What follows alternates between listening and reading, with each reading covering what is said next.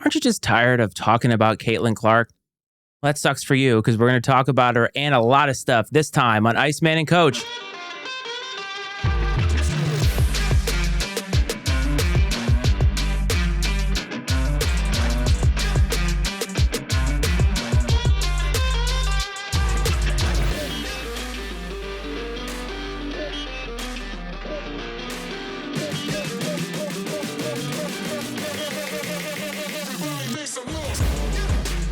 Welcome back.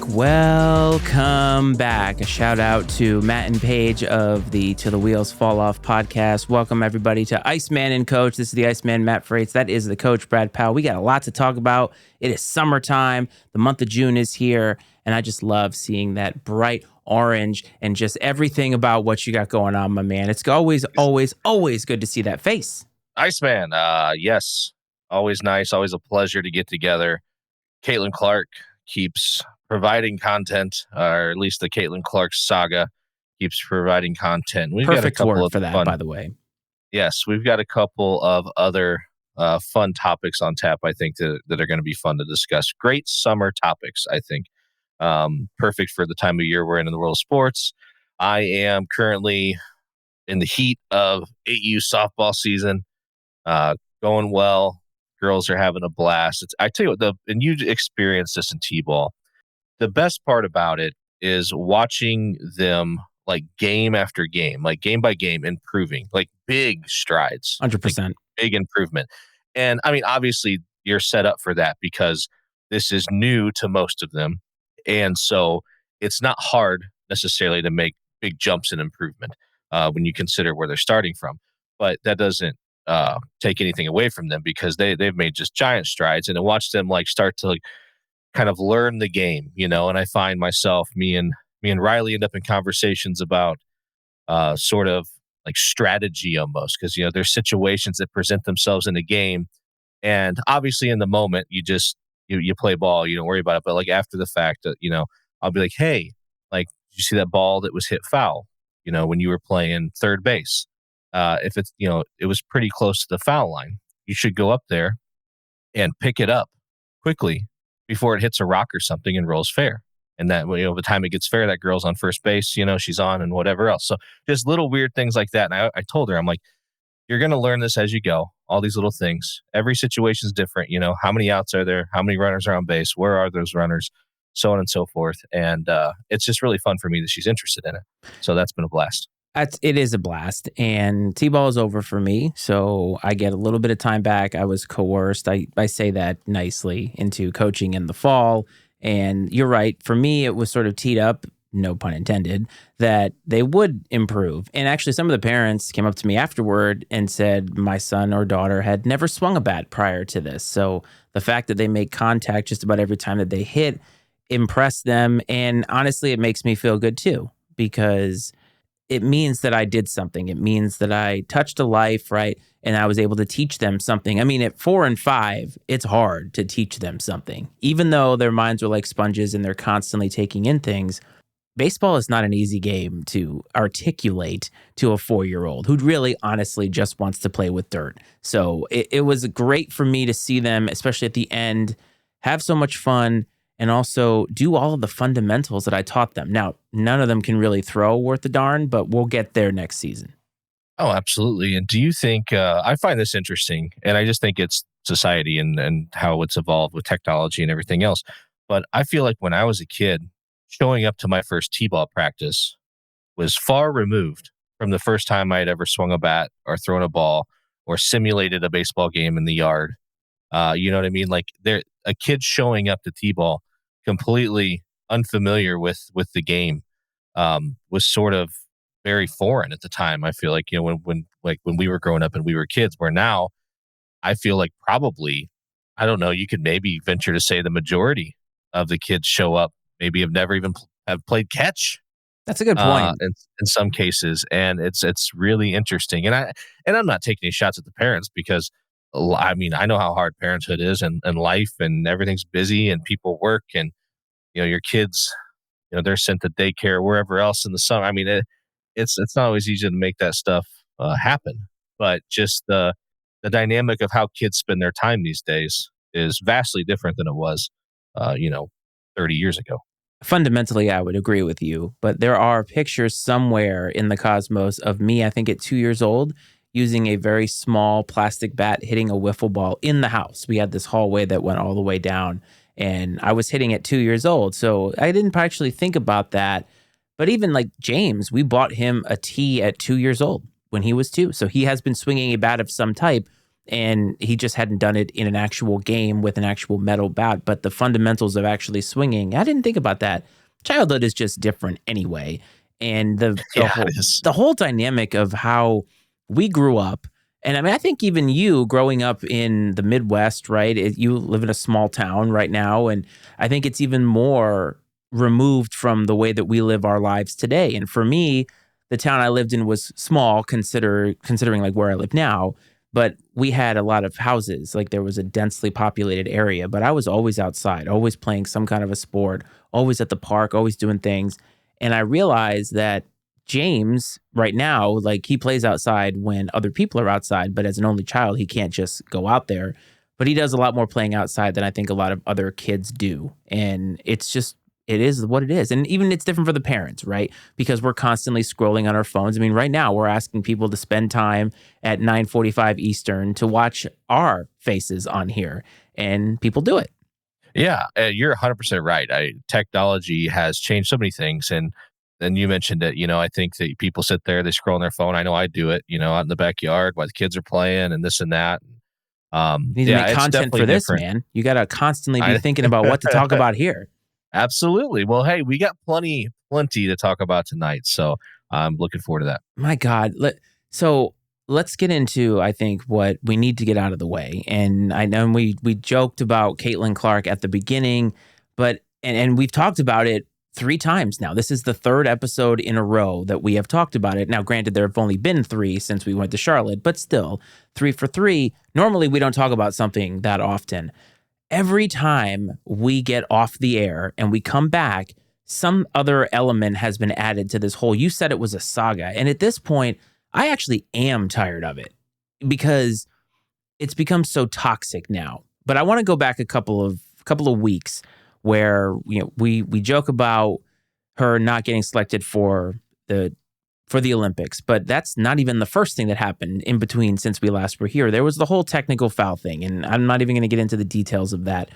But the only thing I wanted to bring up with you and I wanted to ask you is when I watched that and I went back and watched and tried to find some nuance as we always do here. The thing that stood out to me was not the foul, and I jokingly said that she flopped, but it was not what she did. It was the fact that not one teammate of hers came to her defense. And that's been something I've noticed across the board. And I'm sorry, that's weird because if you're a teammate of mine and the other team is roughing me up, I expect you to step in there and step in for me to say, like, hey, we as a team are not going to allow this. I have not seen that once for her, and it's really strange.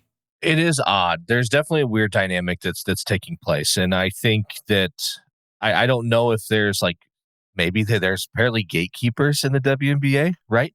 That are maybe protective of the fact that a lot of women had to work really, really hard and play in front of mostly empty arenas to even provide the opportunity for Caitlin Clark to come be who she's being. Maybe they view it that way. And so they're like, hey, you can't just walk in here all of a sudden and be whatever. But my perception is that the public drives the narrative of her way more than she just goes out and plays. And I get that she is emotional. There's no denying that. And not everyone likes that stuff. You're seeing sort of these purists maybe that are really protective. I guess, like I said, maybe it's the hard work that everyone before her has put in to I dare say keep the WNBA alive. Although it's the NBA that's doing that. But anyhow, I'm trying to get objectively. I'm trying to like understand where they might be coming from, and I think it may be something along those lines. But I think it's misguided when it really comes down to it. Yes. And so when we talked about this last time, I was kind of on the fence of I think she has to earn it in this league. And I still firmly believe that. And I think that is true of any player coming into any league. Like when you're a rookie and you become professional, you have to earn it. I don't think it should be handed to you. But as I've been kind of looking at the narrative and watching how people are talking about it, I have kind of realized that maybe there are multiple paths here when it comes to this dynamic. That as there is the media driven one, and then I think there is the internal WNBA players driven one, where I can understand fully not wanting to anoint somebody within your circle of players, within your contemporaries, to say, like, I don't want this person should not be gifted something that I have already earned through my play. And I think that's fair. I think you can even concede that, even though there is something to be said about her being great and maybe helping the league. But I still think it's weird that, I mean, not only has her teammates not come to her defense, the league hasn't said anything. Her coach really hasn't said a whole lot. I don't know everything that she has said, of course, and I'm going to get raked over the coals for that. But my point being is that it seems as if there is a targeted effort to make her transition as uncomfortable as possible for whatever reason that is. I have no idea. I can't get inside the heads of all of this stuff. It was just like the teammate part. I can understand opponents wanting to do that. Hey, you want to embarrass this person. You want to make them, give them a welcome to the WNBA league. But I saw an argument with, now I was on the Sneak This podcast a couple of weeks ago with them. And the week after I was there, they had this massive argument about players stepping up that are not going to be down for the cause in terms of like helping your opponent. And I'm like, I think that it's really the act of your teammate coming in and saying, do not do that to my teammate. I don't know why. I don't know what the reasoning is. But if I'm Caitlin Clark, I'm looking at this and I'm thinking, once this contract is up, I'm out of here. Like if my teammates are not going to step in and fight for me, even if it's emotionally, it's weird. This whole thing is weird. It went from being like a great story to this toxic thing that now just will not go away. And I'm sure she's friggin' tired of it, even though she has said, in my opinion, when it comes to the media, all the right things.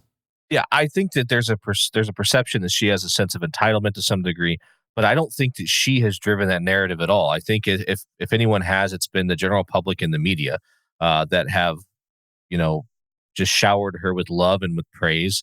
And you have people who, I've never watched an entire WNBA game, I'll be honest with you, and I am engaged in what's happening in the WNBA because of Caitlin Clark. And that fact, I think that concept transcends across, millions of sports fans right now. I think as far as the stuff, the fouling and things that are happening in the games, I heard some people say, oh, she's getting like the Jordan treatment, from the bad boy Pistons. But the thing is they did that to Jordan because that's what they had to do to stop him.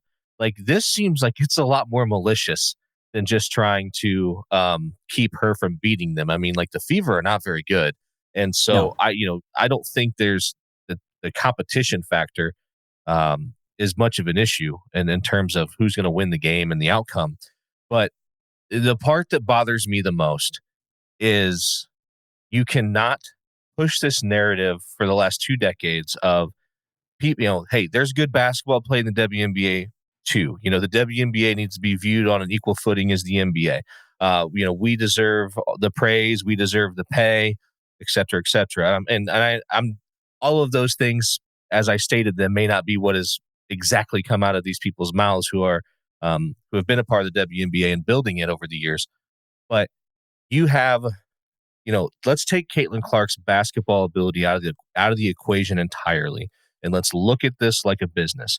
Okay, Caitlin Clark is your cash cow. She is the tide that rises all boats. You're basically taking your cash cow out back and shooting it. It doesn't make any sense. I don't understand why they are not embracing this, because the more people that watch, guess what? I said this last time. They're going to see you too. Those eyes are on your game. She's not the only person on the floor. So I don't understand why there's such a resistance to embrace all of the attention, because it's only going to elevate the profile and the brand of the WNBA and those who participate in it.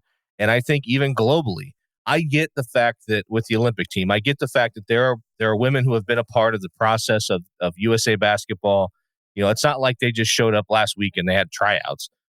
It's a 4-year process of being on the team, playing in the world competition, training camps, and all that stuff. And so I understand that there are people who have put the time in that probably honestly have earned the right to be on that team. I understand that completely. But what I think is more beneficial to everyone, to the greater good of women's basketball in this country, Bring more attention to it. I understand the whole narrative of we're trying to win a gold medal, not, earn viewership. Well, guess what? Like, you've won the last 7 gold medals. You're going to win this one, whether Caitlin Clark's on the roster or not, whether she's the 12th woman on the roster or not. You're going to win this gold medal as well. It doesn't matter. And I heard someone say this, and I couldn't agree more. I would put her and Angel Reese both on the team together. Put them both on the team together. And you want to talk about viewership, and I would let them play a little bit. Get them in there, put them on the same team playing together under the banner of the USA. And let's see what happens. You want to talk about growing the brand. I'm just looking at this from a perspective, growing the brand of women's basketball. And I don't understand. It's like you have a fire that is blazing hot right now. And you have members of the media and what appears to be the majority of the people involved in the WNBA throwing a wet blanket on it. And it makes zero sense to me. It's like everyone gets caught up in their feelings about this thing, whether it's politically driven or culturally driven, whatever the case may be. And they're losing sight of the fact you have a great opportunity to do what they've been talking about doing for years, and that's grow the brand of women's basketball. You had Caitlin Clark, who plays on a lousy team. They go to play the Washington Mystic the other night, who are used to playing in front of 4,000 people, and they sell out a 20,000 seat arena. You know what I mean? Like, if that doesn't tell you everything you need to know about how you should be handling this, I don't know what to tell you. You made your bed, you lay in it. But I think that there are, again, divergent paths here. I don't disagree with you from a business perspective when it comes to the WNBA, the play in the WNBA. But I do separate and think about business versus basketball when it comes to the Olympic team, because I just do not view Olympic basketball as some type of a brand anymore, because we in this country only care about it for real when it's in the Olympics. And other than that, we're mostly concerned with, did we win? But also, one of the arguments that people have been making about, well, this is why Caitlin Clark should be on it is, well, Christian Laettner was on the Dream Team. Please line up 100 people outside this door and tell me how many people agreed with that back in the day. Like zero. Zero people thought that was a good idea. And Isaiah Thomas could have made it. They picked Laettner over Shaq. I mean, Shaq, for God's sakes. So it's not as if using that as some litmus test as to why she should get in makes sense. But here's why I agreed with it. And I think it's in totality, as it always is with me, where it's like, the first things first, she could probably use a damn break, because she has been going hard. And you and I talked about it last time, how she went from the national championship to the draft to the WNBA, and it felt like it was in like 5 days. And she's got to be tired. She's been getting beat up. I think there are other ways that she can help grow the game that don't include her being on the bench for Team USA. Because here's the thing, if she makes the team, everybody's happy now, and then when she barely plays, now here comes everybody else again. So you're not going to please any of these people who want to see her on the team, then they want to see her play. Well, why isn't she starting? And it's like, I actually don't think she's earned that right yet. And I think that if you're talking about the version of Caitlin Clark that we see right now playing against other professionals, I don't think she's earned it yet. And I don't think that that's a bad thing. It's not a knock on her. She might even agree, because she's been getting her ass handed to her, and she's starting to pick it up, as we both said that she would. And I think for Team USA basketball, as you pointed out, 7 gold medals. For a lot of these people, it has never been about basketball, and I'm not sure if it actually is, even if she plays and they win the gold medal, because we have been great for how long? I mean, even over 13 Olympics that women have played basketball in the United States, they've won 11 gold medals, and nobody really cares about it. But I thought Team USA doing it from a basketball perspective, I thought might be doing her a favor in the long run, because I still think in 4 years, when we go back to the Olympics, she's going to make the team. She's probably going to be one of the best players on the team. And at that point, hopefully, the rising tide, as you said, will have benefited the league as a whole. But I think this is a short-sighted thing in that, well, we got to put her on now. And it's like, that may benefit the now, but like, this is something that, as you said, it's white hot now, but you want to keep it that way. And I'm not necessarily sure her being on the bench does that. Now, what if they did something? I heard this. What if they had her at NBC talking about the game, talking about these players, lifting up these other players that are not her, the ones that are actually playing for Team USA? People might actually engage with that. They might actually be all about that. And that may also have a added benefit, that her just not being on the court, will her being on the court won't necessarily have. I think there's multiple ways to look at this. And I wonder if putting her on there, I don't know. Like, and to Rick's, like, is she one of the most talented right now based off the way that she's playing? I'm not sure. I'll say this. I think that her being one, I don't know, is it 12, 15, whatever? I don't even know what the 13, I number is. think. Okay. Is she realistically one of the 13 best women's basketball players in the United States? I don't know that I could say that. I don't know either right now. I couldn't say it with any conviction, So, uh, so if that's an unlikely, they may very well believe that they're going by this narrative, Dad, where they are picking the best players by talent. Caitlin Clark is extremely talented, but I think that it probably would be a reach to say that she was one of the best 13 women in the country right now, at this point in time, especially on the international level, which I'm assuming, like the men, the rules are slightly different. The game's played a little differently. And I'd have to assume she's probably got international experience at the younger age levels, probably at some point in time. But my perspective is purely business related. I can subscribe to the concept, Matt, that you said, as far as her having to earn it a little bit. These other folks who have put in the time. I can also understand what you're saying in terms of maybe needing a physical and mental break from it all a little bit. I don't think, and as you mentioned, I don't think that her making the team would really calm any of the firestorm. It would just be different, right? It would be, well, the amount she's playing or not It's playing. just It'd be the continued to people evolve, outraged. man. Like, it hasn't stopped in any way. Yeah. Like, they're going to find stuff. For some reason, whoever it is that needs to have this in their life, and God, it's not us, but we seem to always have it in our life.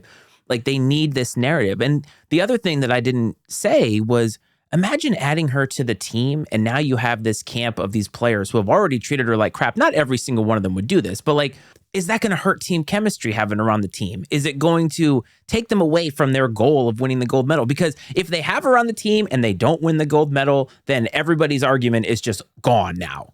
Yeah, that would be bad. That would be a bad look. But I think that, I mean, I pinned the you in a whole thing corner. is just absolutely, the whole thing's just fascinating. Has there ever been a more polarizing person that has, I don't know if she could have I don't want to say this.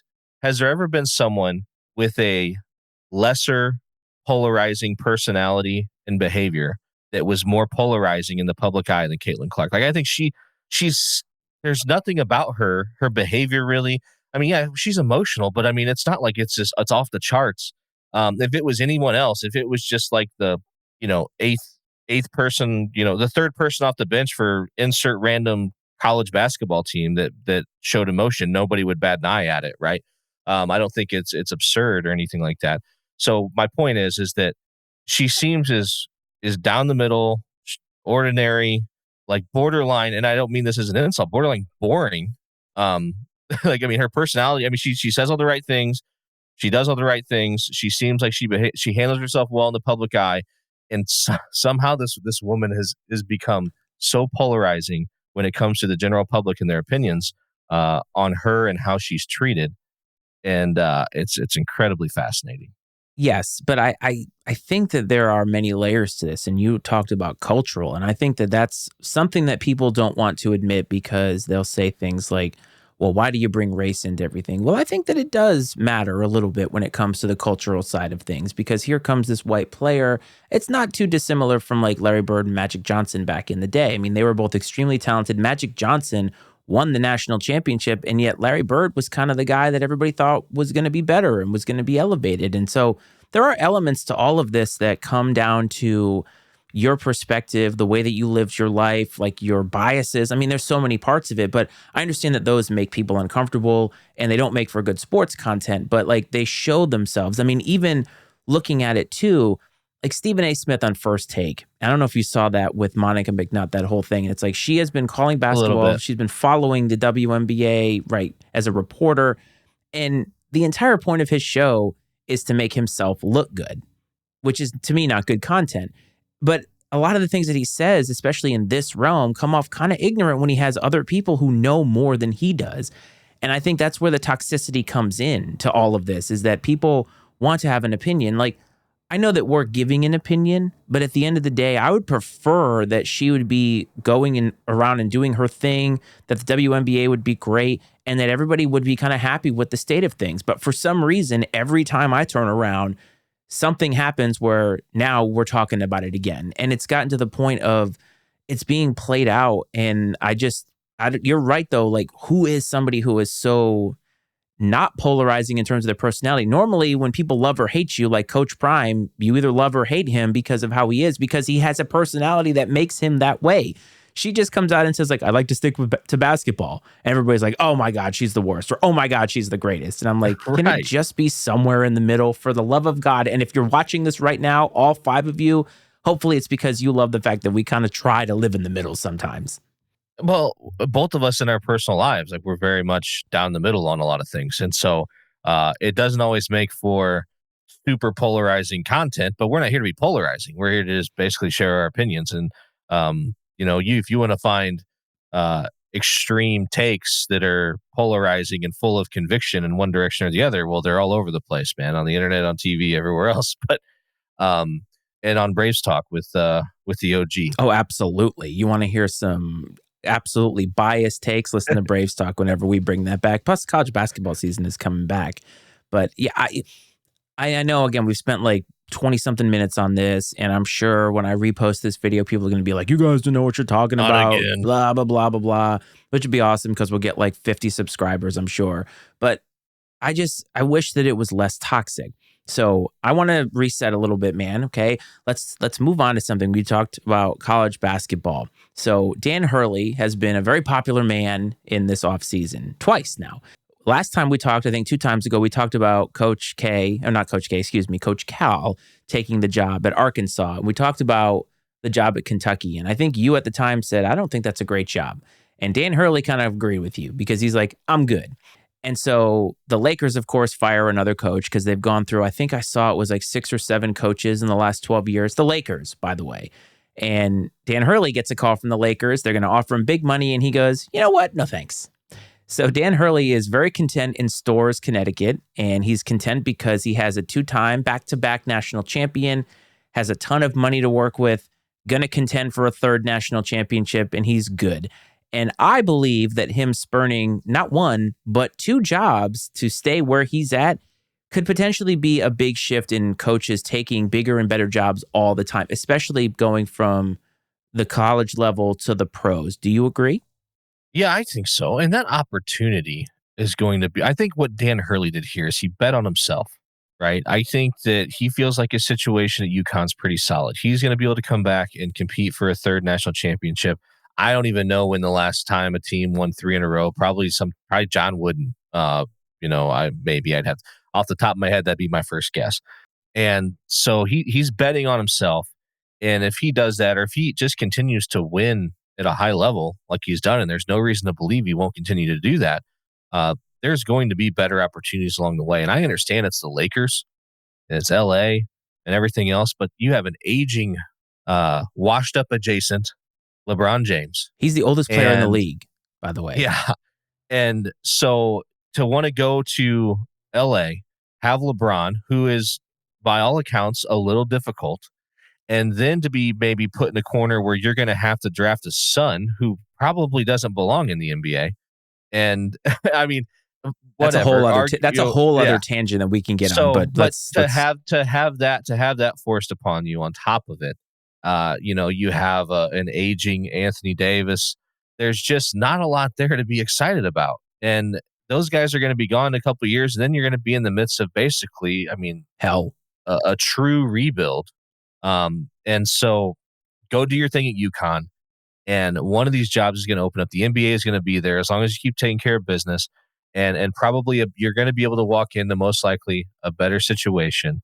The money will be there. It'll probably be even more money at that point in time than it is now. And I think Dan Hurley is one guy I believe when he says that it's not about the money.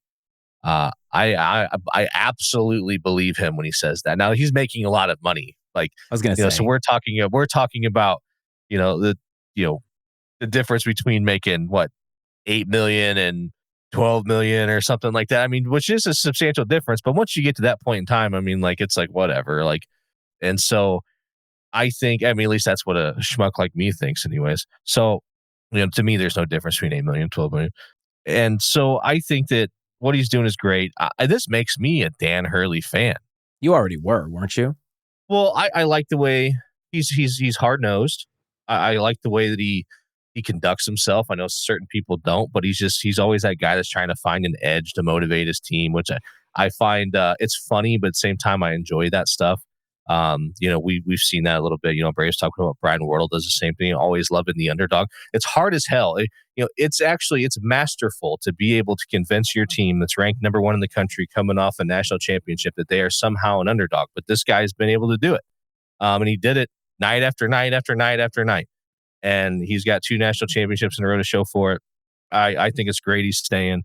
Like you said, it may lead more towards, you may see more of these coaches sticking around. But one thing, too, to be careful of is with this new revenue sharing situation, you may see coaches' salaries at the college level start to flatten out a little bit.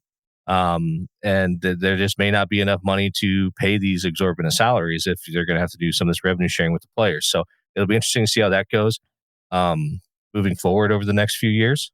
But I'm here for it, man. I love it.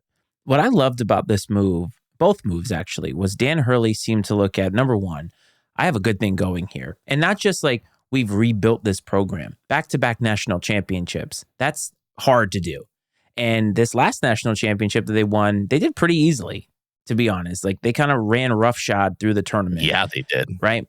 And so he's staring at another great recruiting class. And when you win, it's easy to get players. And Connecticut in basketball is one of those programs that nobody would call it a blue blood, but they have been solid for a majority of the last 40 years. In the Jim Calhoun years, obviously, they've won, 4 or 5 national championships total in the last 40 years. I mean, again, it's supposed to be hard. So they've had a lot of success.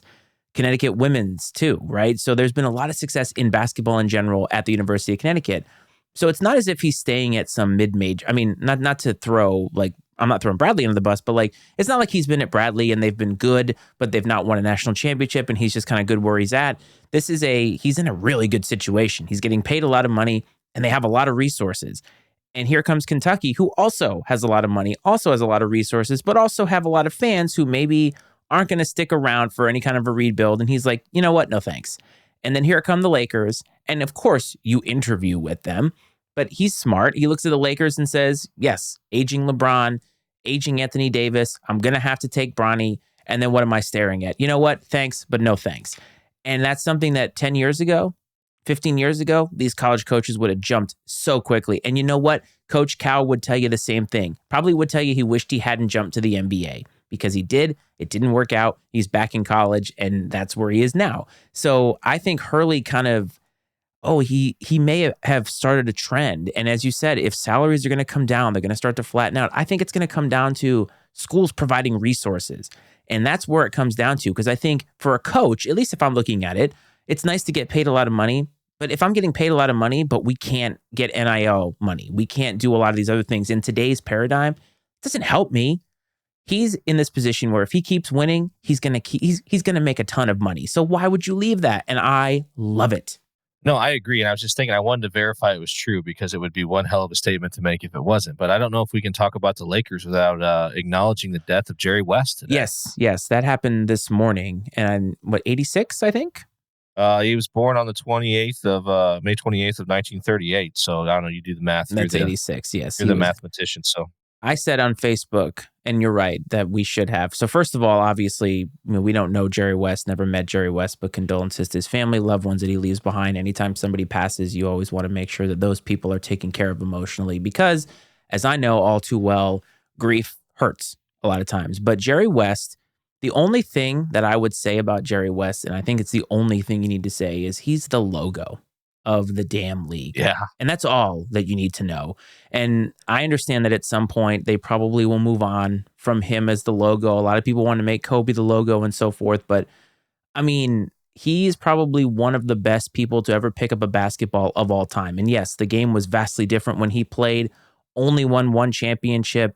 But man, I mean, they made the logo after you. And not only that, but as an executive, I saw this today. It was like, In the same week in 1996, I think, he traded for Kobe Bryant after the draft and then signed Shaq in free agency. That's one hell of a week. Yeah, that's an excellent week. Yeah, I mean, in 1 week, and you have executives that have careers and don't ever pull stuff like that off. So that's really impressive. And what sort of triggered my thought on Jerry West was as we were talking about Dan Hurley, and I'm like, like Dan Hurley, he is a true blue, like northeastern guy. Oh, He yes. just seems so northeast, and I'm like, he would not fit in LA at all. But I'm like, shit, Jerry West, not a definitely not a shoe in fit in LA either, and he had a lot of success there. Being the pride of West Virginia, Jerry West, he was able to pull it off, and so uh, yeah, rest in peace. Condolences to the West family. And yeah, the logo has left us. So moving on. And I'm sure somewhere out there, John Elway, who we now found out is not an executive for the Broncos, wishes he had the career as both an executive and a player as Jerry West did. But good for Dan Hey, John Hurley. Lynch. John Lynch, though, man, is He's making he's in it the running there, for that. but 49ers can't win when the lights are the brightest. So you got to win it. Do it in the Super Bowl is what I would say. But congrats to Dan Hurley. And I think it'll be fun to watch this season how it goes. If he wins a third national championship, do the stakes get higher? But I thought it was refreshing to see him actually stay. And I'm not going to lie, I'm probably going to root for UConn to win again this year because I would just love to see them make a dynasty there. And him, I mean, he's already basketball royalty in terms of the family name. The Hurley name is legendary in basketball, especially in coaching. So he's got a good thing going for him. He's doing just fine. But the Yeah, NBA calling Finals, them. right? UConn over Bradley, 87-86 in the national championship Your next year. dad would have a heart attack if Bradley made the national championship game. But It'd be great for us. it would totally be great for Braves time because we'd be there live at courtside when the players came up. Anyway, so Jerry West, NBA Finals, synonymous, obviously, and the Stanley Cup final is happening right now. So these are two sports that we don't cover almost ever because we're not very versed in them. However, it spurred a conversation that we had offline that is going to come online about sports trophies in terms of championships. And that's something I think we talked about or wanted to do last year. We never did. And so this is a good time to talk about this. And I think we're going to discuss these trophies as like the best ones. So I'm going to list off 6 trophies and then we can kind of talk about them. I think we're in alignment on which one is the best, but I think it'll be interesting to sort of talk about why we both think it's the There's best. only one right answer. Yeah. I agree. So I put in the World Cup trophy because even though it's every 4 years, it is a pretty iconic trophy and it does mean a lot in terms of international sports. The college football playoff trophy is up there. The Commissioner's Trophy, which is the MLB World Series trophy. I think it's called the Commissioner's Trophy now. There's, of course, the Vince Lombardi Trophy, and that goes to the winner of the Super Bowl. The Larry O'Brien Trophy, which goes to the winner of the NBA Finals. And the only right answer, Lord Stanley's Cup, which goes to the winner of the NHL Championship. So am I correct? Yeah. The Stanley Cup is by far the greatest trophy in all of sports. And the tradition, it's got every name of anyone. Well, the rings, I think eventually they've got, they're in the Hall of Fame at this point because they're not adding rings to it, just as they have to put a new one on. One comes off uh, or whatever and gets put in the Hall of Fame, I believe. But it is the same trophy. It's not like you get to take it and put it in your case and then they make a new one for next season, which I think pretty much happens in every other sport. So this is like a traveling trophy, if you will. It is the only one. And like I said, by far the greatest trophy in all sports. The traditions that surround it, as far as like hockey players will not touch the Stanley Cup unless they've won it. And at that point in time, they'll touch it. I did see that in the playoffs, I think it was the Florida Panthers. They wouldn't even touch the conference trophy because I guess there's a tradition. If you touch the conference trophy, you won't win the Stanley Cup. They touched it last year. They didn't win. Their coach was like telling them, like, don't touch it before they went out there. I love that stuff, man. I'm so superstitious. So I absolutely eat that stuff up. Stanley Cup by far. I don't even know. I mean, we can debate for fun what 2, 3, 4, whatever are, but Stanley Cup head and shoulders above the rest. It's the reverence for me. I love the best thing about the Stanley Cup is the fact that it does not enter an arena until a team is one win away from winning it. and it just stays wherever it's at. Now, from what I understand, there are traveling trophies that they have that go around. So I think there's a couple of replica copies that go out for people that have like photo ops with whatever. And I know also that every player gets a day with the Stanley Cup. That's awesome. I mean, I It's love that. great. And especially the stories that you hear about when they eat cereal out of it or they drink beer out of it or hell, they drop it, right? And there's so Yeah. many things that you hear about this, but to have a trophy means so much. And also, like you said, the bowl was what the original trophy was. And over the years, they have etched every single name of not just players, coaches, people in the locker room. That is awesome. And so when you win a Stanley Cup, you are recognized on that thing for all time. And it's just an iconic look. I mean, now it's a good size. And so you kind of have a trophy that looks amazing. It's iconic looking. The way that also when you win, the captain takes it first and the captain is the first one to raise it. There's just so many things that have to do with like pomp and circumstance around it. And I love all that. I don't know if you remember this, but in 2000, the Bruins traded Ray Bourque, famous number 77, to the Colorado Avalanche. He was at the end of his career. He wanted to win a cup and they wanted it to make it happen. Didn't happen in 2000, but the Avalanche won in 2001. And the captain, Joe Sakic at the time, takes the trophy from the commissioner, gets the photo op, immediately hands it to Ray Bourque in what I consider one of the biggest signs of respect of all time, to basically break that tradition, and he's the guy to get to raise it. You don't see that in any other sport. You don't see that with the Lombardi Trophy. You don't see it when the NBA Finals are won and the World Series. I mean, the World Series trophy is sort of like an afterthought. The Lombardi Trophy is cool in the sense that you can have multiple. So like when Bill Belichick comes on Pat McAfee and he's got all of them behind him, can't do that with the Stanley Cup. It's pretty cool that you can do that with the Lombardi Trophy. But the Stanley Cup to me just has this aura about it. And I love that about it. I love how they treat it so superstitiously. They treat it like it's a deity, like it is a god. And white gloves, everything about it is awesome. Yeah, they have like the keepers of the cup. They travel with it everywhere it goes. I know it's one or two guys, but it's the guys you see with the gloves and everything else. And I think whenever every player has it, like they're with it. They're with them the whole time, I believe. And no, I was going to say one of the best things is when you see the cup get handed off to like the journeyman player that's 40 years old, that's never won one, and he gets the chance to hoist the cup. That's one of the best things to see when that happens. No, there's so much tradition around it. I mean, I'm trying to think if any other trophy has anything that's even remotely close to it. I mean, I don't know. I mean, like the Lombardi Trophy, like winning a Super Bowl. I think just the win alone, like winning the Super Bowl, the the victory outweighs the trophy itself, and it's a small trophy. I mean, I don't know. I love football. The the Lombardi Trophy doesn't really move the needle for me, to be honest with you. I think I might even put the World Series trophy ahead of the Lombardi. You just never see the World Series trophy. Like you don't see it almost ever. Whereas at least the Lombardi trophy is a prominent It's like a figure. symbol. Yeah, it's right. It's a symbol of the league. It's not quite the shield, but it's kind of up there. And I mean I always liked the NBA Finals trophy, although it hasn't changed much over the years, so it's a little bit cheesy. But like the iconic photo of Michael Jordan holding it after finally winning it in 1991 against the Lakers. But there's just something about the Stanley Cup. But I have to say, poor Canada, they cannot catch a break. I don't think Oh Edmonton is gosh. going to be able to come back. Florida looking really strong after losing last year. And in the NBA, on the NBA side, it looks like my father's going to be very, very happy because I think the Celtics are going to take it home. And a fan base, I can't believe I'm going to say this, but it's a good segue to our next topic. But a fan base that has a lot of things to say, and they've only won one championship since like 1986, and that is Boston Celtics fans. And they're like, yeah, but the Banners. And I'm like, yeah, but you haven't won anything. You haven't won anything in a very long time. Look at the rafters.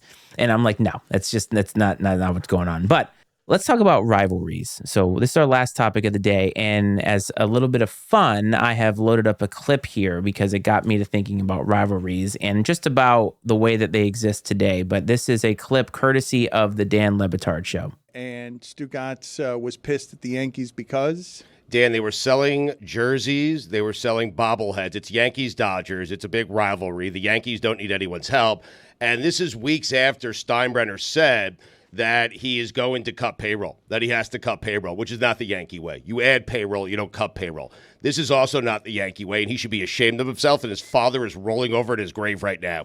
You do not sell Shohei Ohtani Dodger jerseys in your team fan store. I don't care how much money it brings you. I don't care how much money you need. That Yankee brand used to mean something. George Steinbrenner he would fire every single person in that organization if they dared even suggest that they sell anyone's Dodger jersey at Yankee Stadium, and the Yankees just did it over the weekend. That is a terrible job by Hal Steinbrenner. I think it's Hal. Flourish there, not actually knowing his name. Yes, I love it. That's great, man. He'd fit right in here. He would fit right in here. But I have to say that selling the opponent's jersey of any kind in your store is definitely a 2024 thing, and I am not here for that. Yes, it is real. Mm-hmm. They actually had hats that had Aaron Judge's number and Ohtani's number on it. That's wild, man. Isn't it weird? That's strictly got to be a money grab. 100%. Right? But that's why I say, rivalries today, players are so friendly with each other that are there actually rivalries? I'm not sure, but I can't imagine a scenario. Go back to the 90s. Imagine them selling an Isaiah Thomas jersey at the Bulls store at the United Center. People would buy it just to wipe their ass in the bathroom with. That would be the only reason. And I get it, okay? Ohtani is a big deal, but I think what Stu said is very true, that the Yankees don't need any help. Aren't they a global brand? And they're good this year.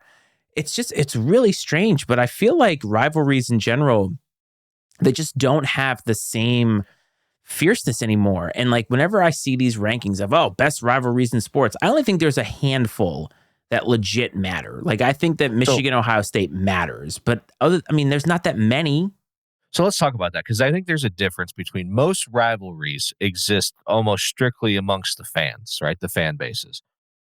So what rivalries actually carry over onto the field of play? I would agree. Michigan, Ohio State is one that I think that the players on the field have an absolute magnified sense of competition and motivation because of the team that's on the other side. Absolutely. I'm trying to think of what other ones there may be where it's really actually meaningful to some extent to the participants. Alabama and Auburn? Probably. But Alabama is usually vastly better. I still think the fan base interest way outweighs the how much the players on the field. And both teams have to be fairly. There's got to be some exchanging of victories for it to really actually ramp. Look at the Ohio State Michigan one was, the fans would get riled up about it, but it was kind of dead for a few years. For a little while, until, Michigan got things going. Other ones, my dad says Bradley, Illinois State. Yeah, maybe.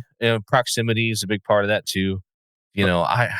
But in that clip though, he's like Dodgers Yankees big rivalry. I think they played not anymore. They played 21 times total since the Dodgers moved out to LA or something. So it's not like they played a ton.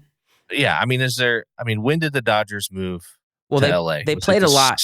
60s or so. They played a lot in the World Series in the 80s, in the 70s and 80s and stuff. So they have a history, but it's not a rivalry today anymore. Even so, Yankees, Red Sox, totally not a rivalry, even in the sense of it's not even a national narrative anymore, no matter how many times ESPN tries to tell you that it is. And kind of with the fans, but also not really. I don't get that sense whenever the Yankees used to come to town. And I'm talking about when Jeter, Rivera, all those guys, my goodness, everybody was talking about it. Hate these guys. I can hate these guys. And now it's just kind of I just don't think that there is the same thing, but I just don't understand. To me, the rivalry may not matter, but what the hell? Why are you selling merchandise of another team's player in your store? That is bonkers, and I'm kind of not here for it because I feel like we have to keep something sacred. It is a little unique, for sure. Unique's probably a friendly word. Yeah, I don't understand it either. It's definitely wild. And out of an organization like the Yankees, and Stu Gatz is 100% right, old man Steinbrenner this wouldn't even be a thought. Like you said, someone just mentioning it would get them fired and exiled from New York City instantly. I think maybe Bears Packers. That might carry over a bit. Do you think? I don't. The Rodgers like I own you shit and stuff like He's that. I mean, gone now. He's on I know. USCO, whatever the hell it's called. He's with the Jets. Patriots, in a sense, used to sort of mean something, but I think it meant something more to the players after the whole Spygate thing, which the Jets uncovered.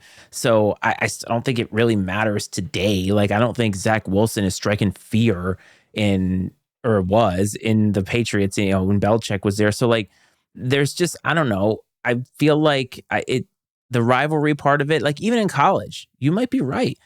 Do Iowa and Iowa State, the players really hate each other you know but what? when all I these do players think can that jump one's- ship though? Like, you know what I'm saying? Like, there's some vitriol there too. Like, I mean, and I follow wrestling, in that rivalry more than anything else. And I can tell you that the rivalry in the wrestling meet is intense. And you're also talking about a combat sport, basically, So I think in sports that have more physical contact, I think it may appear, you may see that rivalry come to light on the field of play a little more often just because of the nature of the sport. But no, there's definitely heightened intensity when the Cyclones and the Hawkeyes get together on the mat. And I've got to imagine, maybe, but there's also a lot of history there. Like Dan Gable, who basically is the one that made Iowa wrestling what they became, was an Iowa State alum. Like he won 3 national championships or maybe it was 2 at Iowa State, and because he lost senior year. But anyways, so there's a lot of history there. And I mean, Iowa's wrestling is, Iowa is when it comes to, like, if you think of like football in Alabama, like that's Iowa, is that of wrestling. So, and just the state in general. But yeah, I do think it's more common in college sports, but it will. I think it's going to go by the wayside some because there's free agency essentially, and you're going to see players go in to chase the money. Just the loyalty is something that's going to continue to disappear. Show me the money, famously in Jerry Maguire. Well, look, man, we're going a little old school. We're bringing this back. So what do you say we bring back some of our old time segments? What do you think about that? I'm here for it, buddy.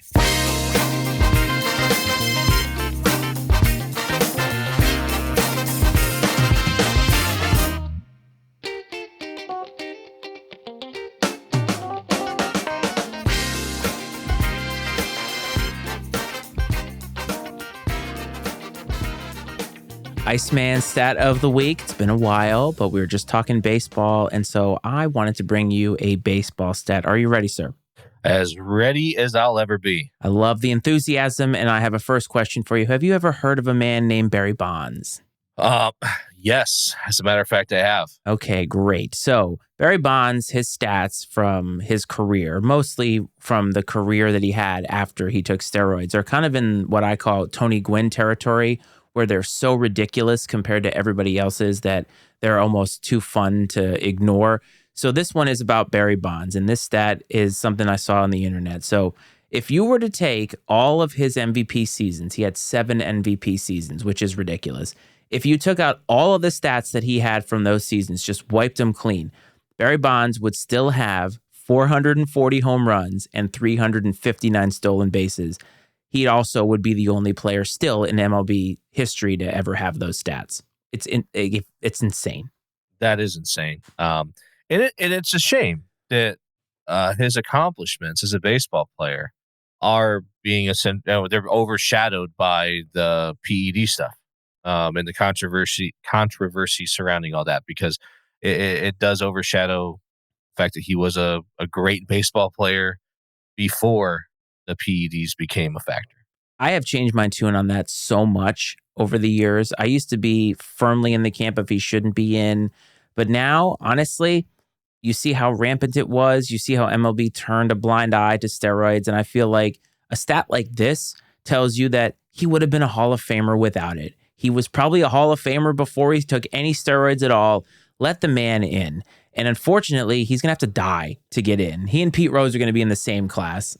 Yeah, and don't these people realize that these guys were hitting off pitchers who were also juiced up? Yes. You know what I mean? So you have to consider, the playing field was level. For the most sure. part. For the most part, the playing field was level. So, you can't really make an argument that there was a competitive advantage gained from it. Now, sure, do you want to say that a routine fly ball on the warning track turned into a home run a few times? Probably. Not enough to get those stats, though. Not enough. I mean, the other stat that I saw, which is not an official one, but it was like, I think in 2004 or whatever season it was, he had like 353 plate appearances, but he got on base safely 356 times. It's ridiculous because he got walked so many times. I mean, Tony La Russa walked him with the bases loaded. That's how dangerous I'd rather let in one run than four. I remember that.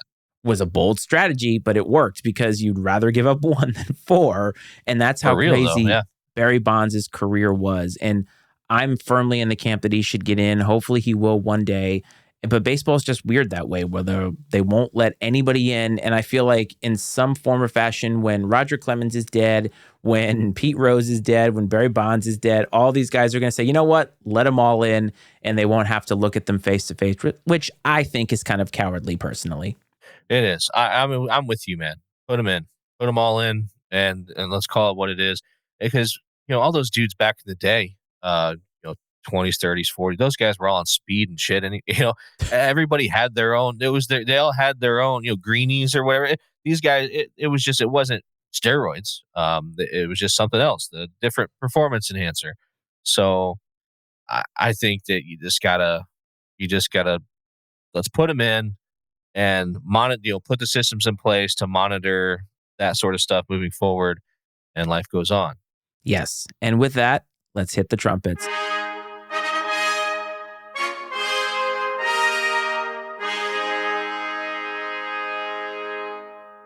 Oh, man, it's been so long since we have heard that coach's pick of the week. Now, look, I went back into the archives. I listened back to make sure where we are.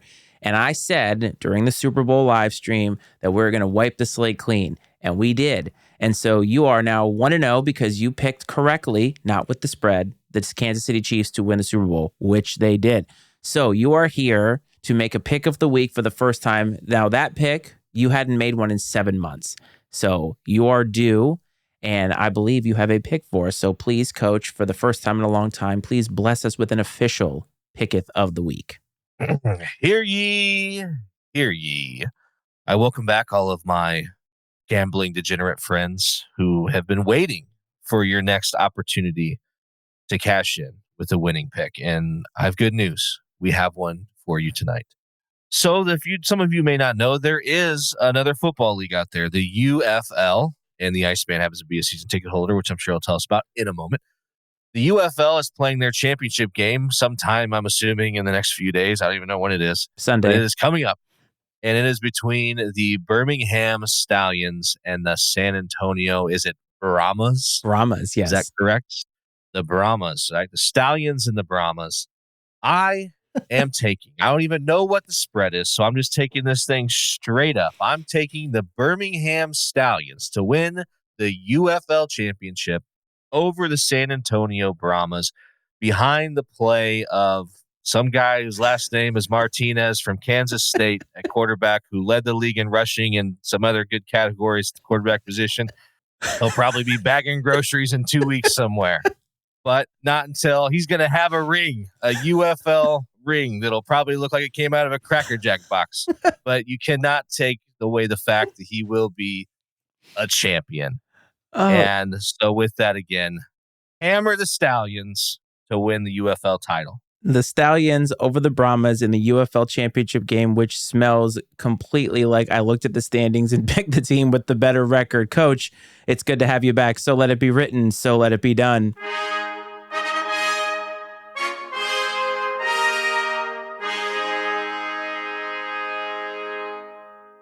Oh my God, that was incredible. I was laughing so hard there because I was like, oh my God, he has no idea what he's talking about. He's like, some guy, this other guy, and yeah, let's just put that in the books. But you know what? A win was a win, and you'll take it.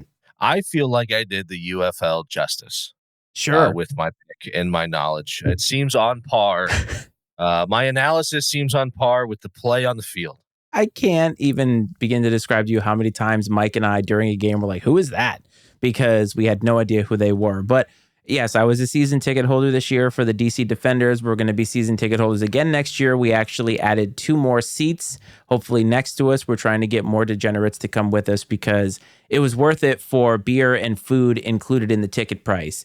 And we definitely got our money's worth out of that little exchange. But I will say this. It was kind of fun to go to a football game and have there be sort of no stakes attached to it, if that makes sense, where you just at a football game and it's not freezing cold. You're not paying for parking. You're not paying exorbitant prices for everything. And it was kind of a nice little reprieve in the spring to kind of bridge the gap between the summertime and the end of football. I very much enjoyed it. We made friends with the people behind us. We have a little group text string going on. And so we're going to meet up again next year in April. We're going to get drunk at these games and we're going to have a blast. And that's all that matters. That is all that matters. And that's a wonderful business model, I think, to get people in the seats with the season tickets is offering food and drink included. I think that's a fantastic idea.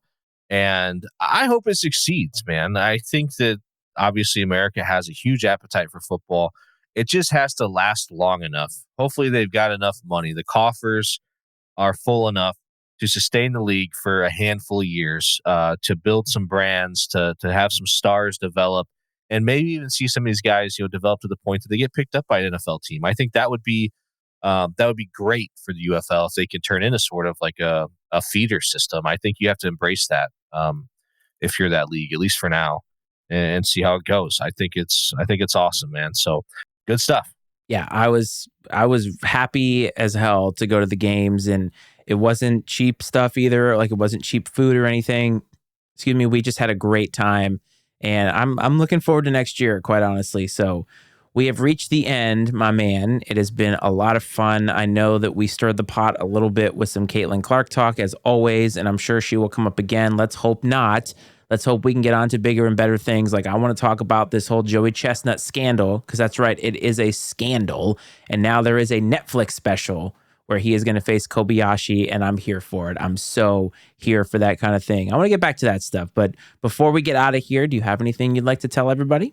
Nice to be back at it again. Hopefully we can squeeze one in next week and get back into the weekly routine. Oh, yeah. We'll see how life goes. It'd be nice to get back into the swing of things every week before football season gets here, because it's going to be here before we know it. Again, go. You want a winner? Go get the Stallions. They're gonna take care of business for you this weekend. Is it this weekend? Is that it's on Sunday? And you also had to look at your paper to remember what you actually picked, didn't you? No, I don't have anything. I have no paper today. And then nope. No, right. That's straight from the heart. You feel it in your gut. That pick was, yeah. The Stallions. The Stallions are in my blood, I guess. But no, had a good time. Had some good numbers as far as listeners. Had some interaction in the chat, which is fun. Good topics. This was a good time. Thank you all, as always, for listening, and I hope you come back next time. And thanks to everybody who is new, who may be watching us or listening to us for the first time. It's always fun to interact with new people. If you want to follow us on social media, we're all over the place on Twitter or X or whatever it's called, on TikTok, on Instagram, MattyIceMedia.com, which is where all the other podcasts that we have is part of the network, which is right above my head over here. Just support us, listen. We're always here for some critical feedback. We always love to hear people who think that our takes are crappy, because guess what? They kind of are crappy sometimes, and that's okay, because we're out here doing this in the middle of everything else. But Coach, it's always nice to see you. I love this vibe that we got here, and with summertime coming up, we're going to have some big content for you. So I hope this finds everybody well. Hope this finds everybody safe, and Coach and I will check you next time. This is Iceman and Coach.